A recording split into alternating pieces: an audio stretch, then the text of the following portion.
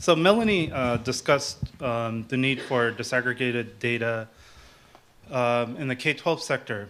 And I just want to make the point that a focused dialogue on education is particularly relevant for our discussion um, generally because this is a source for many false perceptions about the Asian American and Pacific Islander population. So a lot of the perceptions and uh, assertions about the Asian American and Pacific Islander population come from education.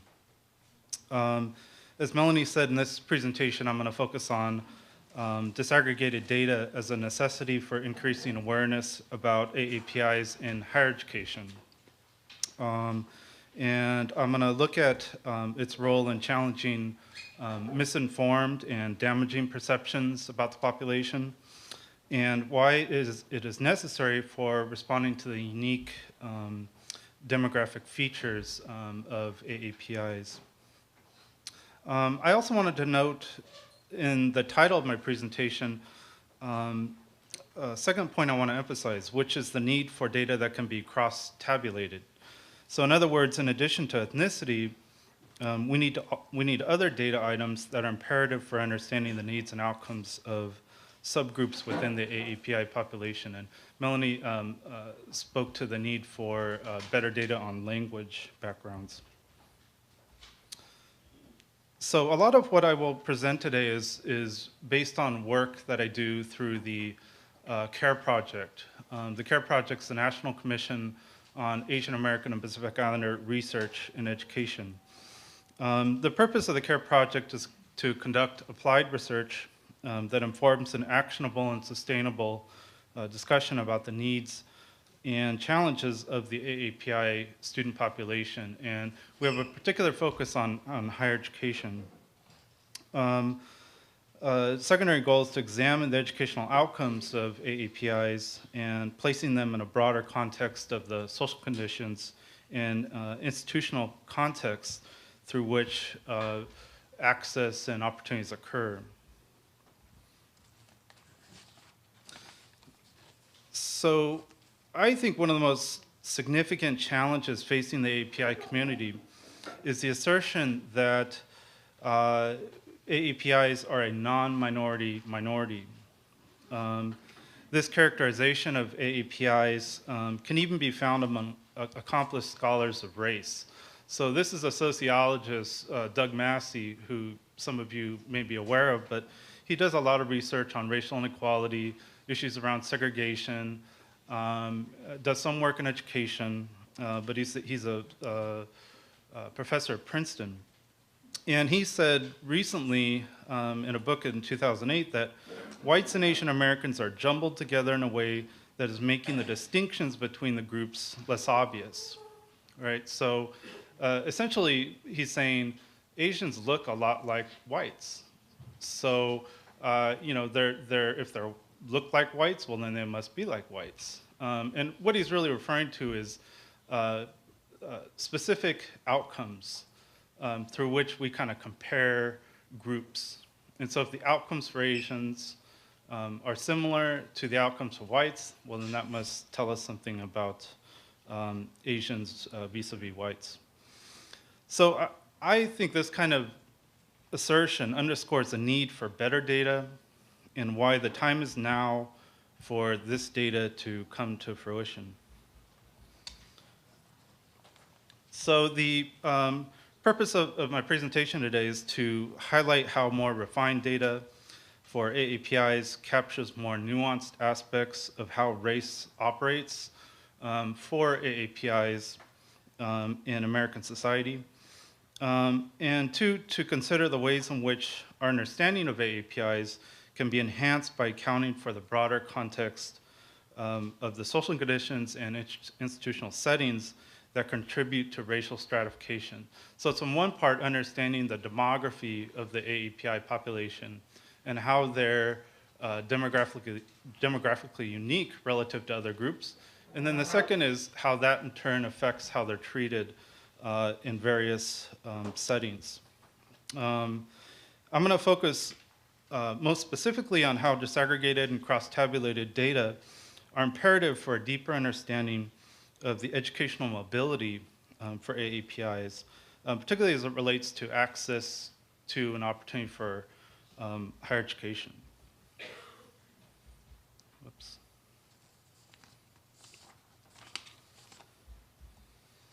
All right, so we know that there are many different ethnic groups among AAPIs. And these groups exhibit differences across a number of social indicators. However, it's important to place these demographic trends within the context of residential patterns. So there's a common assertion that AAPIs have low levels of residential segregation, low levels of isolation, and there's folks that imply that AAPIs do not face negative effects of racial or ethnic segregation, such as concentrated poverty, language isolation, or limited access to quality schooling.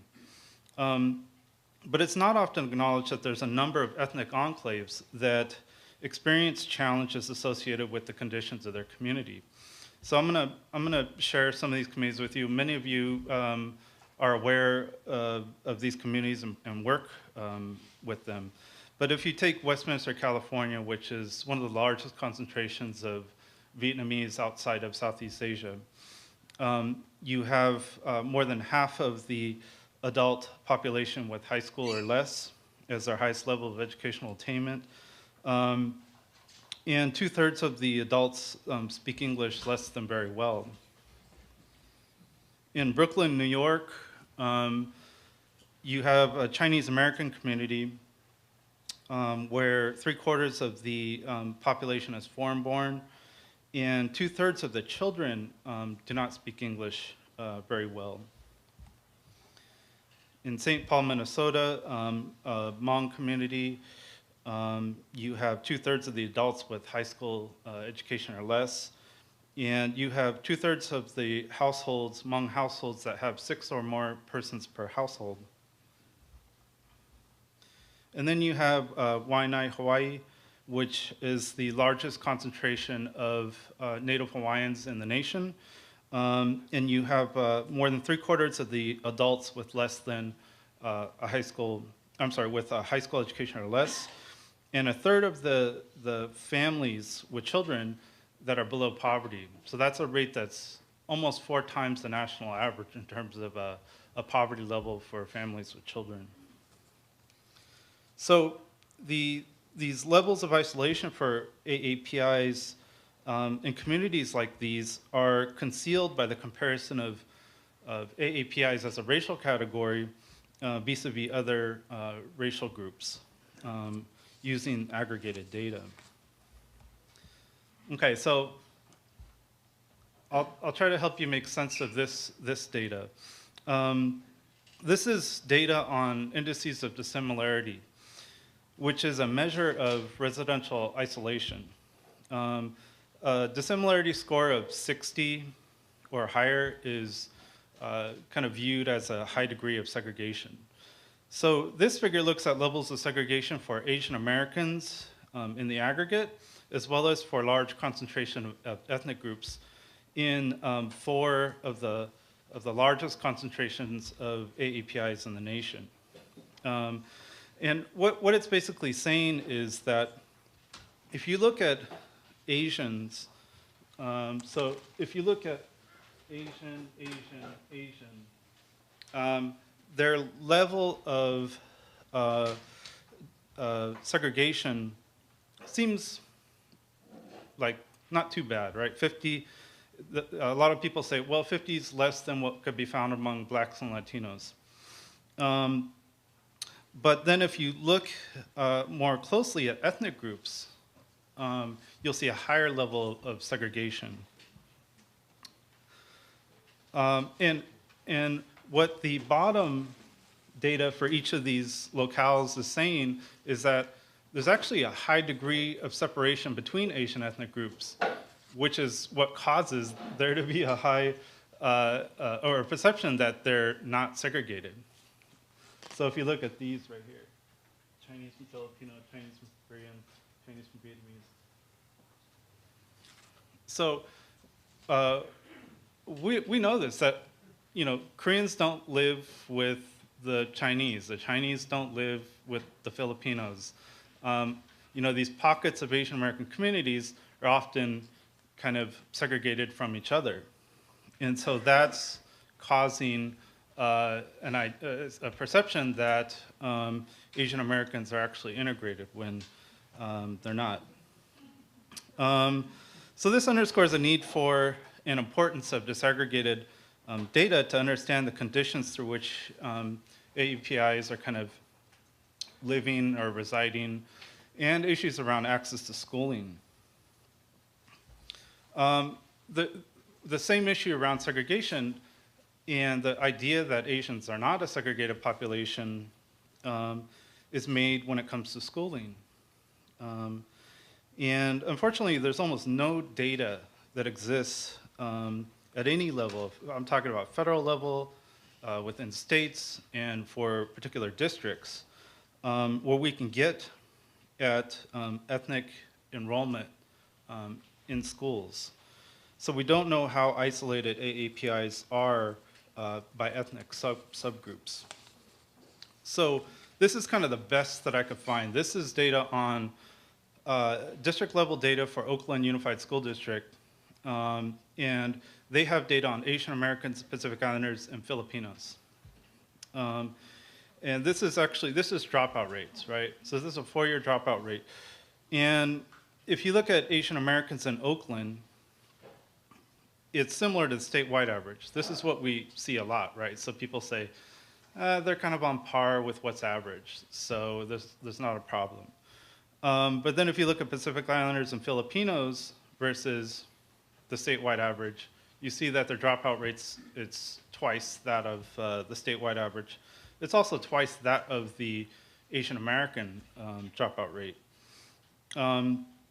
So given what we know about these differences between ethnic subgroups, including the neighborhoods they live in and their trajectory kind of through K-12 education, or lack thereof, it's important to understand how this translates into different opportunities and outcomes at the post-secondary level. So, again, another kind of weird way of representing data. It's important to recognize how the differences between AAPI subgroups results in a deceptive mean score when looking across various educational indicators. So this is a SAT data. So if you look at SAT scores for AAPIs, there's a larger standard deviation, which indicates a larger gap in the distribution of scores from the mean. So this is like the mean score. SAT is a standardized score, right? This is a normal curve of the distribution of scores from the mean. Asians have this kind of bimodal distribution of scores. So what's actually occurring in the mean score for Asian Americans is 2 modes instead of 1. And it's not a normal distribution, right? So it's a bimodal distribution. So one mode is a concentration of AAPIs at the top of the curve, so at the higher scores. And another mode is a concentration of AAPIs among low scores.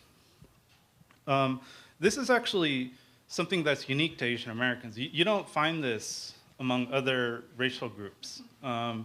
It's a very weird anomaly when it comes to SAT. And actually, we're lucky we have that SAT score because it is a standardized score and it allows us to kind of make these comparisons. So what this means is that there isn't an average AAPI experience or outcome, right? So if you pick an AAPI student at random, this individually simply cannot represent the experiences and outcomes of all AAPIs, right? So you pick an Asian and you got the kid over at NYU, right? He's not representative of what's happening elsewhere. It's impossible.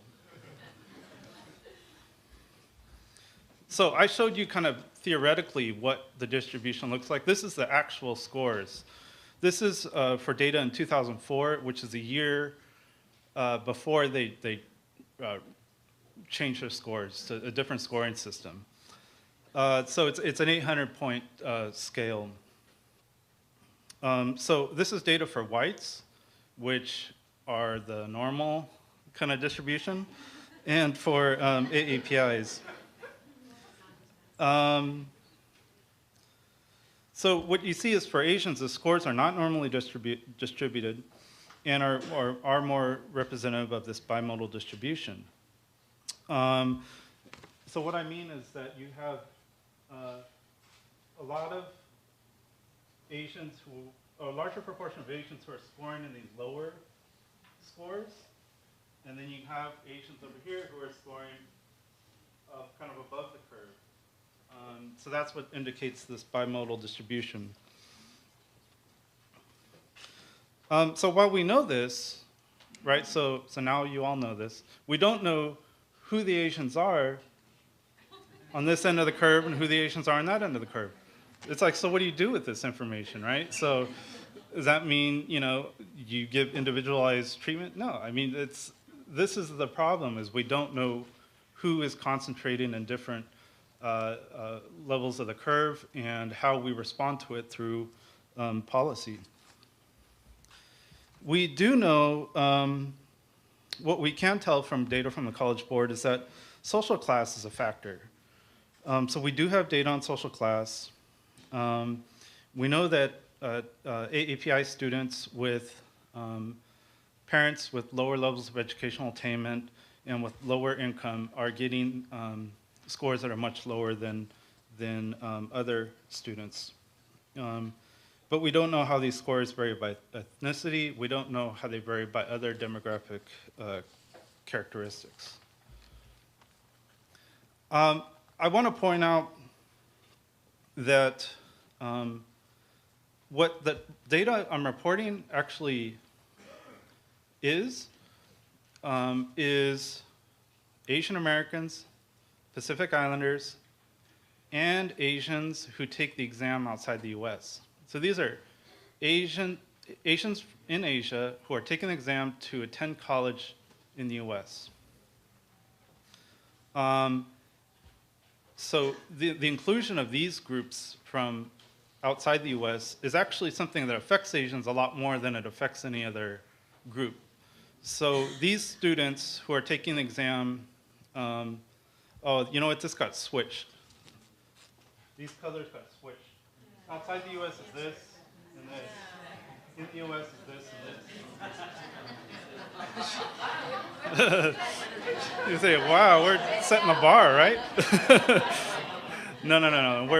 We're the ones who are not doing as well.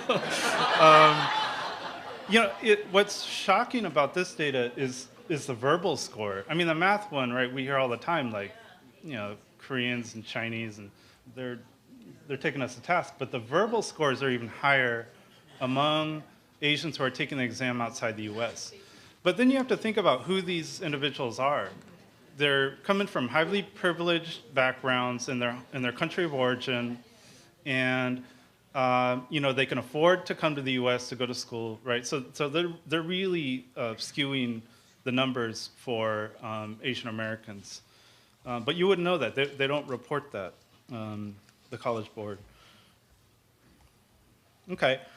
The impact of international students is also something that affects Asian Americans more so than it affects any other group.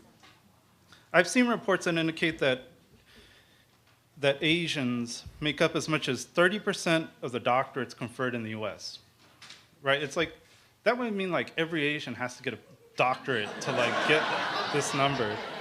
But it goes unquestioned, for people, they hear it, they're like, yeah, I could see that. But what happens when you see that kind of data that doesn't seem right, it probably isn't right. For this, so that was actually a report by American Council on Education. And I looked into their data, and it turns out that 86% of the doctorates conferred that they're referring to were to international students. And only 14% of them were coming from Asians. So NSF recently, I did some work with them, and so they said they think the accurate number is about 2%. 2% of the doctorates in the U.S. Conferred in the U.S. are going to Asian Americans. Okay, so in terms of how differences in preparation translate into college participation, there's a lot that we do not know because of a lack of data.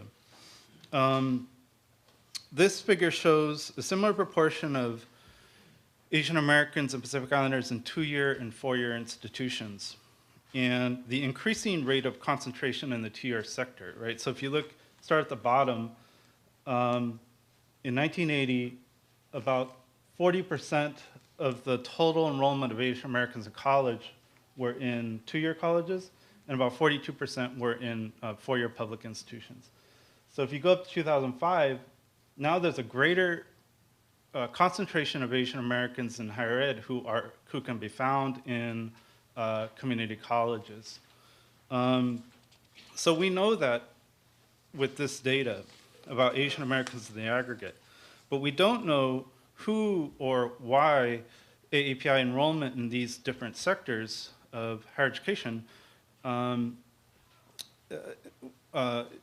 this is occurring for, or for whom and why this is occurring for Asian Americans. We also don't know why the rate of growth is occurring in the community college sector in particular. So we need disaggregated data to be able to say that. So you guys see this type of data a lot, right? Everybody kind of reports on these levels of educational attainment.